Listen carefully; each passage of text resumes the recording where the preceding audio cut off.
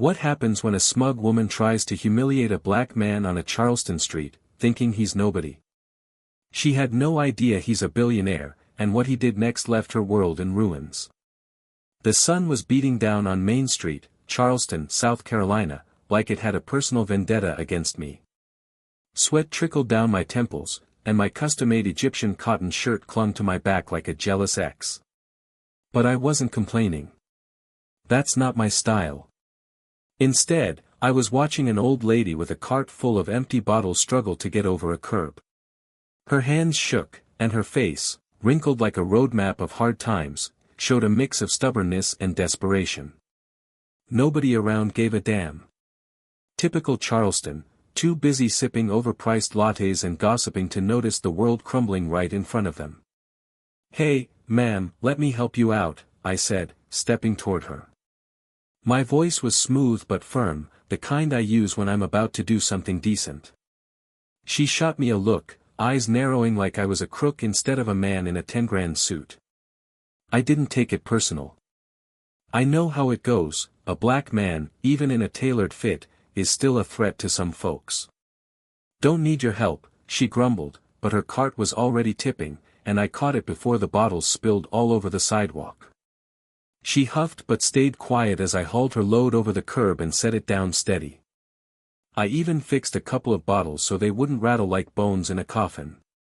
"There you go, all set," I said, wiping my hands with a monogrammed handkerchief.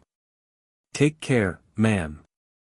She muttered something that might have been a "thank you," but I was already turning to leave. I had a meeting with investors at a restaurant a block away, and I wasn't about to be late. Then I heard it, a voice, sharp and shrill, slicing through the air like a switchblade. "Hey, you. Yeah, you. What are you doing, messing with that old lady?" A woman, about 50, with perfectly coiffed blonde hair and a Gucci bag that screamed, "I'm better than you," stood 2 steps away. Her eyes blazed with righteous fury, lips pursed like she'd just sucked on a lemon. I dubbed her White Lady, capital W, capital L, because she was every stereotype I'd spent my life despising. "Excuse me." I turned, raising an eyebrow. My tone was calm, but inside, I was already simmering. I knew where this was headed. I'd seen this movie before. "Don't play dumb." She jabbed a manicured finger at me. "I saw you hovering around that poor woman. What did you steal? Her wallet? Or were you just scaring her for kicks?" The crowd around us slowed to a crawl. People who'd been rushing to their next appointment now gawked like we were a live episode of some trashy reality show. I felt their stares, sharp as pins, digging into my skin. My suit, my Patek Philippe watch, my Harvard-polished accent, none of it mattered. To them, I was just a black man who, according to White Lady, had done something wrong. "Ma'am," I said, keeping my voice even, I helped her with her cart. "That's it. Helped." She snorted, like I just claimed I could walk on water. "Don't lie to me. I know your type. Always looking for someone to rip off." I clenched my fists, then forced them open. I wasn't giving her the satisfaction. I wouldn't let her say, "See, I told you they're all trouble." Instead, I flashed a grin, wide, almost predatory. "You know, ma'am, if I was out to rob someone, I'd start with that bag of yours. Looks like it's worth more than this whole block." The crowd snickered. Her face turned tomato red, and she stepped closer, pointing so close I could smell her overpriced perfume. "How dare you," she shrieked. "I'm calling the police." "You're threatening me." That's when it hit me, this wasn't just a spat. This was her stage, her moment to play hero while painting me as the villain. And I knew if the cops showed up, her word would outweigh mine. Didn't matter that I was a billionaire. Didn't matter that my lawyers could shred her accusations like confetti. Right now, I was just a black man on the street, and she was banking on it. "Call M," I said, crossing my arms. "Just make sure you tell them I was helping an old lady while you were out here auditioning for a soap opera." She was already dialing, her fingers shaking with rage. My phone buzzed in my pocket, probably the investors, but I couldn't answer. Not now. I felt the weight of injustice wrapping around me like a fog, and all I could do was stand there, waiting for the storm to break. What happened next flipped everything upside down. You won't want to miss how it went down. The wail of a police siren cut through the air like a hot knife. I stood there, arms still crossed, while White Lady waved her phone like it was a magic wand. Her eyes gleamed with triumph, and her voice quivered with smugness as she yelled into the receiver, "Yes, he threatened me. Right here on Main Street. You need to get here now." I rolled my eyes. Of course, she'd spiced up her story. Threatened? Please. I hadn't even raised my voice, but that didn't matter. She'd already cast me as the bad guy in her little drama. The cops pulled up faster than I expected. 2 officers, both white, with faces like they were carved from granite. The older one, gray at the temples, looked like he was over the whole world. The younger one, eyes burning with eagerness, was clearly itching to prove he was a big shot. I knew this wasn't gonna be a friendly chat. "What's going on here?" the older cop asked, scanning us. His gaze lingered on me a beat too long. I knew that look. He'd already decided who the problem was. "This man threatened me," White Lady blurted, pointing at me like I was public enemy number 1. "I saw him harassing an elderly woman, and when I called him out, he got hostile." I laughed. Couldn't help it. It was so ridiculous, I forgot for a second how serious this was. "Harassing?" I said, shaking my head. "I helped an old lady with her cart. Ask her, she was right here. This lady just decided I'm the villain in her personal blockbuster." The young cop stepped toward me, his hand resting on his holster. "Oh, great. Now I'm a threat." "Name," he barked, sounding like a dog off its leash. "James Wilson," I said, locking eyes with him. "Yours?" He blinked, thrown off by my calm. The older cop coughed, maybe hiding a chuckle. "Ma'am, tell us more," he said to White Lady, but his eyes stayed on me. She launched into a tirade, tripping over her own words, piling on details, how I was rifling through the old lady's cart, how I threatened her, how I looked suspicious. I stood there, listening, feeling my pulse hammer in my temples. This wasn't just unfair. It was the system, doing what it always does, closing in on me like a noose. "You can verify that," I said when she finally shut up. "Find the old lady. She'll tell you what really happened." "We'll handle it," the young cop snapped, his tone screaming, "Don't tell me how to do my job." He turned to his partner. "We should run him. See if he's got anything on him." My jaw tightened. Of course, they want to check my record. Because a black man in a suit just has to be a criminal, right? I could have told them I own half the skyscrapers in this city. Could have shown them my phone, with texts from the governor waiting. But I knew it wouldn't change a thing. Not now. "Let's go," the young cop said, nodding toward the patrol car. "We've got questions." "I'm not going anywhere until you find that old lady," I said, crossing my arms tighter.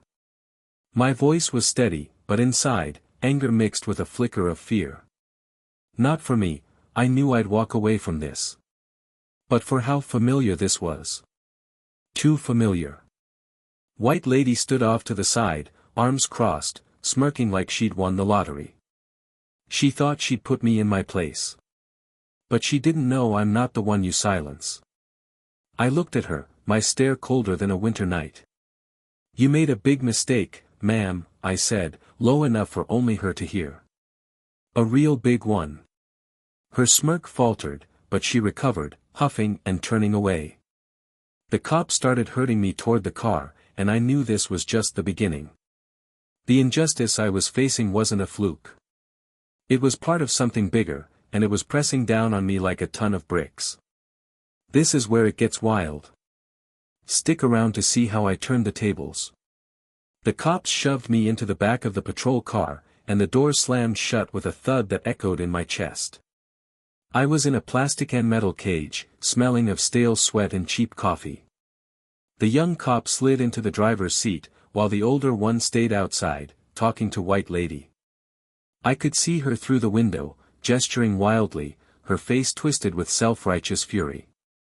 She was still playing her part, and damn, she was good at it. If I wasn't so pissed, I might have given her an Oscar for effort. "You're in deep if you don't start talking," the young cop said, glaring at me through the rearview mirror. His eyes were slits, and I could tell he'd already convicted me in his head. "Deep?" I chuckled, leaning back. "Man, you don't even know who you're talking to." He scoffed, thinking I was bluffing. I could have pulled out my phone and shown him contacts with senators and CEOs.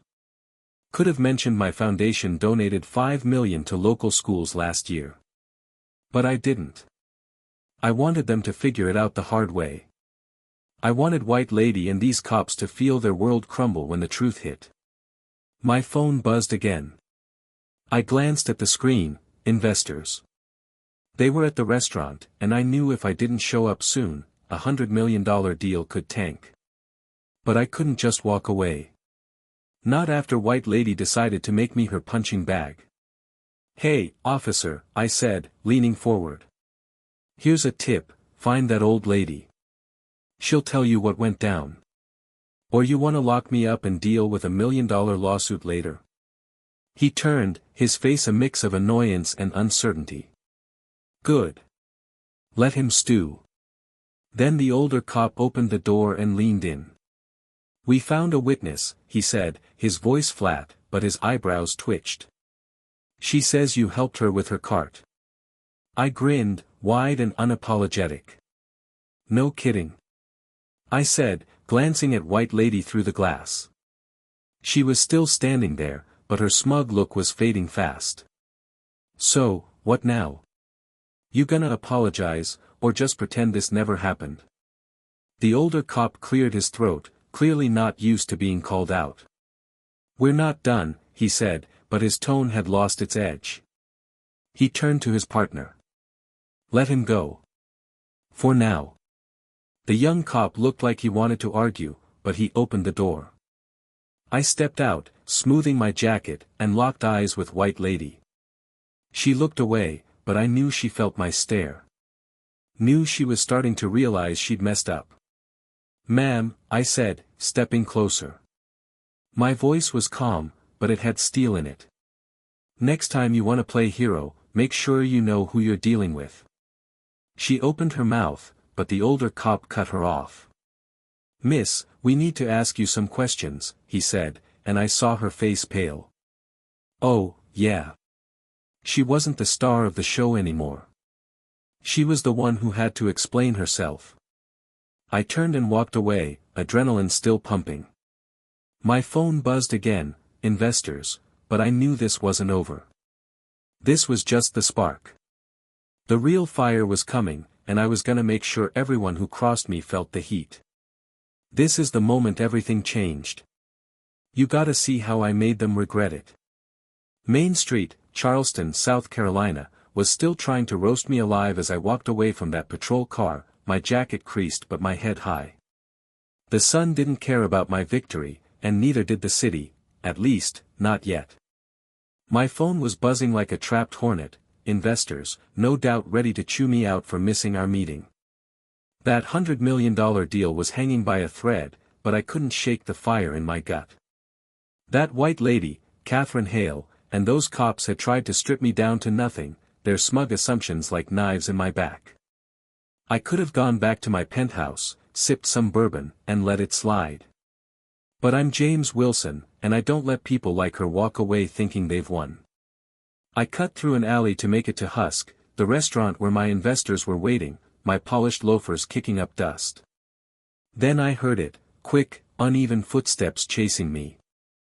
I spun around, ready for anything, another accusation, a cop with a grudge, hell, even a fist. But it was Margaret, the old lady with the bottle cart, her face slick with sweat, eyes blazing like she'd sprinted through hell to find me. Mister, she panted, clutching my sleeve like it was a lifeline. I saw it all. I told those cops you helped me. They had no business treating you like that. I froze. This woman, who'd sized me up like a crook an hour ago, was now ready to throw down for me. A lump rose in my throat, but I swallowed it. No time for that soft stuff. Margaret, I said, gently prying her hand off, you didn't have to do that. But I'm grateful. No, you listen. She stomped her foot, her cart rattling like a war drum. That woman was lying. I overheard her on the phone with her friend while the cops had you. She was laughing, saying she put you in your place. My blood turned to ice, then boiled. This wasn't a mistake. Catherine wasn't just confused, she was reveling in her little power trip, thinking she'd crushed me. I forced a nod, keeping my face stone cold. What's your full name? I asked. Margaret Jones, she said, straightening like she was about to salute. Margaret Jones, you just changed the game. I slipped a hand into my pocket, pulling out a black business card with gold lettering, my name, my number, nothing else. You ever need me, you call. Anytime. She clutched the card like it was a golden ticket, her eyes wide, and I turned to go. But her words were a Molotov cocktail in my head. Catherine wasn't getting away with this. Not today. Not ever.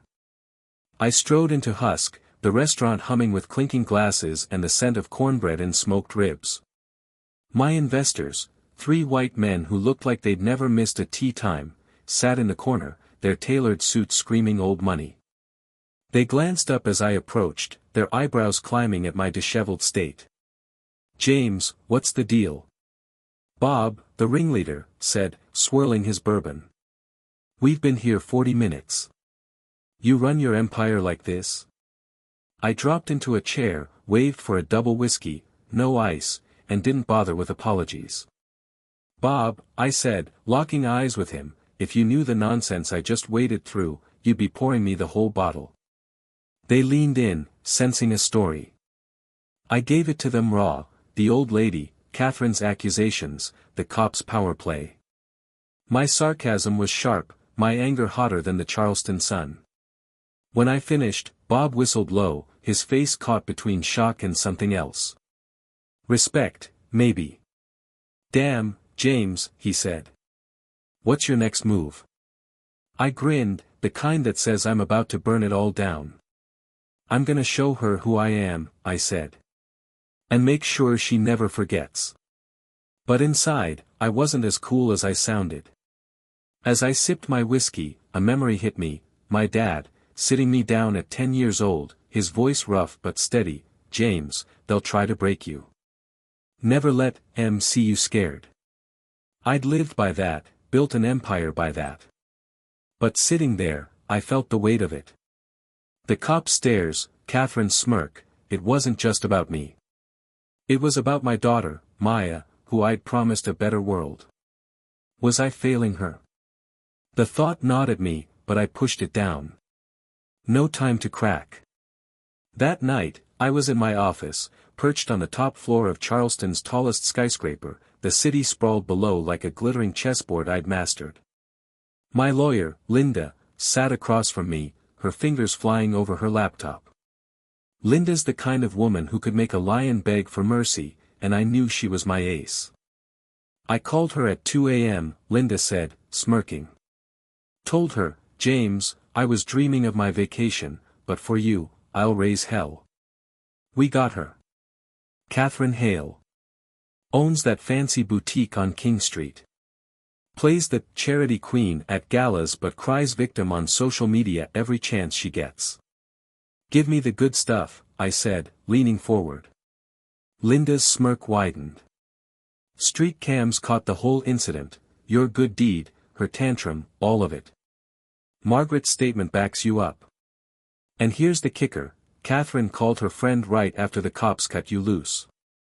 The camera mic picked it up, I showed that guy where he belongs. We've got her dead to rights, James. Court's gonna eat her alive. I exhaled, the day's tension loosening just a fraction. But I didn't want just a lawsuit. I wanted Catherine to feel the ground crumble under her. I wanted her to know what it's like when the world turns its back. The next day, I staged a press conference right on Main Street, steps from where Catherine tried to bury me.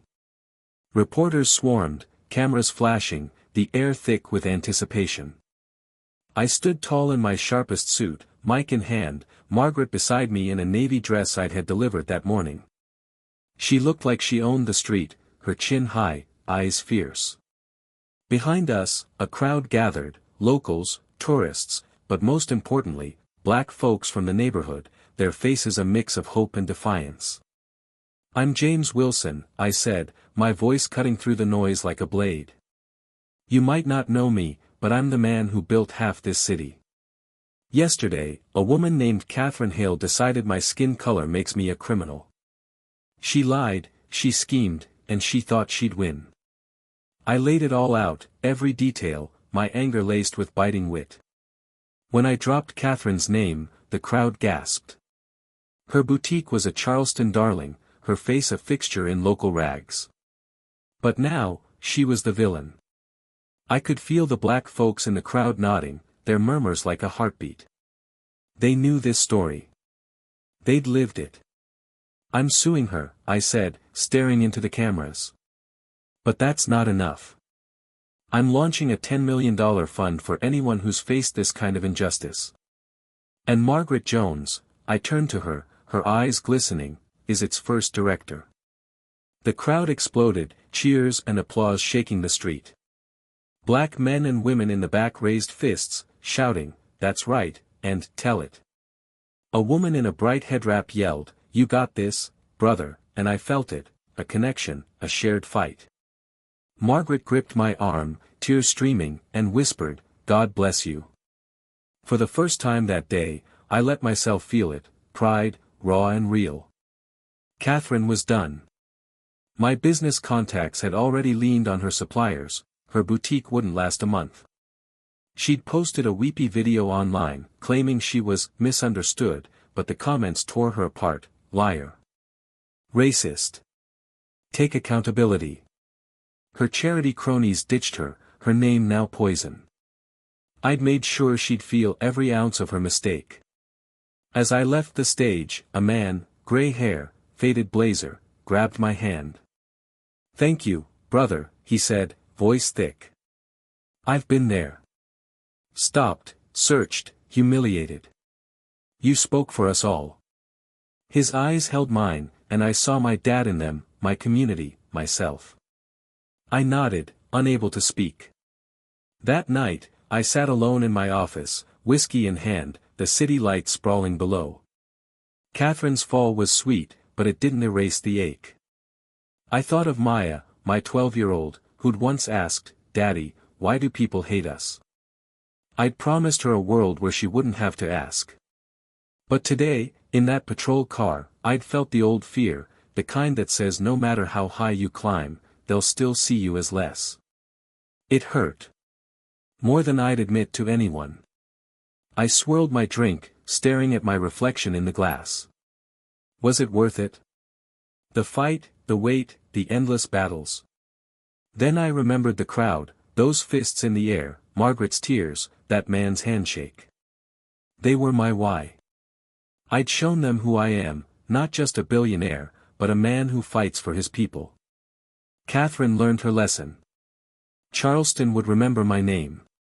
And I'd keep building, keep fighting, for Maya, for us all. This was my victory, my truth, my legacy.